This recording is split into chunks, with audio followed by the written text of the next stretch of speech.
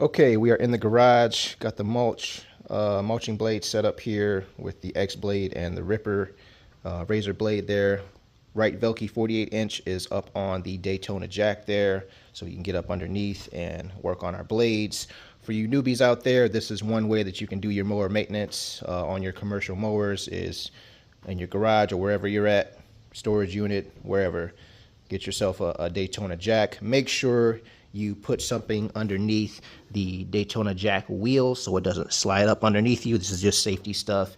And make sure you chuck your tires, at least one tire. You don't have to do both, but at least one of your tires on both sides. So when you're under there, again, it's just a safety thing. If you got a wife, family, kids, or just protecting yourself, even if you don't. Just safety, so that if anything were to happen, you bump something, you're putting a lot of pressure on the mower or whatever the case may be. You don't want your head up underneath the deck there and that mower come down on you. It's bad.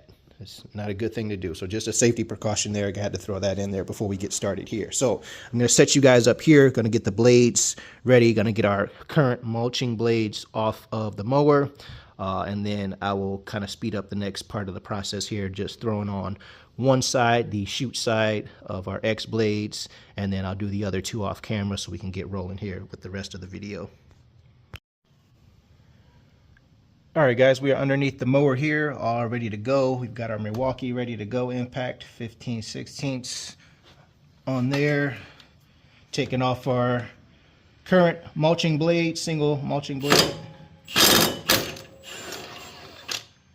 If you're doing this for the first time, make sure you know how your blade is coming off and how it goes back on. Make sure you know where your washers are located. The skinny washer on the bottom for me, fat washer on top.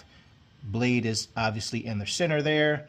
Make sure you understand that for when you are putting on your X-Blades here, where the washers go back and how they go back in. So your blades will be obviously in the center of both of the washers.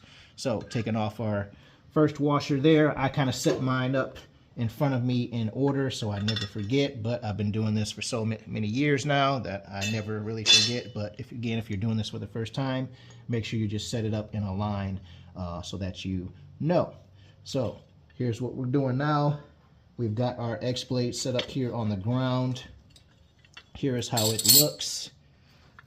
So we've got our razor blade, or Ripper blade from Ballard on the bottom, freshly sharpened. We've got our adapter, X-Blade adapter in the center, and then we have our Ripper brand new mulching blade on the top. And that is how they recommend that you install it. So we're going to put our washer, our fat washer. Remember how we took off our current blade. We're going to line up our holes here. Put on our fat washer on the top, hold it with the left hand here. Going to put our bolt in with the skinny washer through the bottom, through our Ripper blade first, through that hole. Take it off so you guys can see. So nut, washer, razor blade, X-Blade adapter. Then we put on our Ripper on top of that to make the X, and then we throw on our fat washer on top.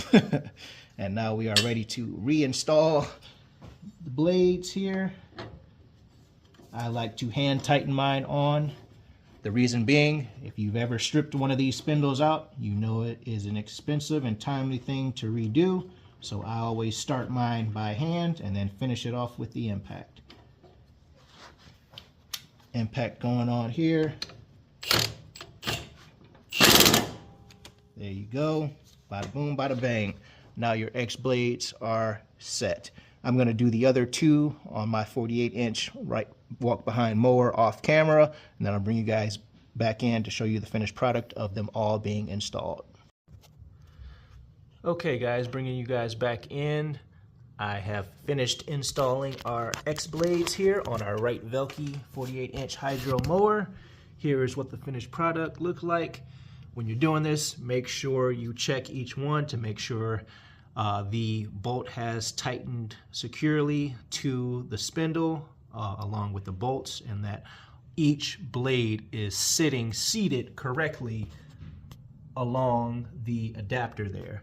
Make sure one is not cockeyed or bent or anything like that, because again, you do not want to ruin your spindles.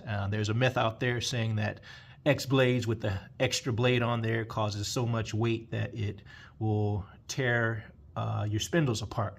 For me, and what I know in common sense, I don't think that, but what I do and will say is don't run X-Blades the entire season. That I do feel will put some extra wear and tear on your spindles and wear your spindles out faster.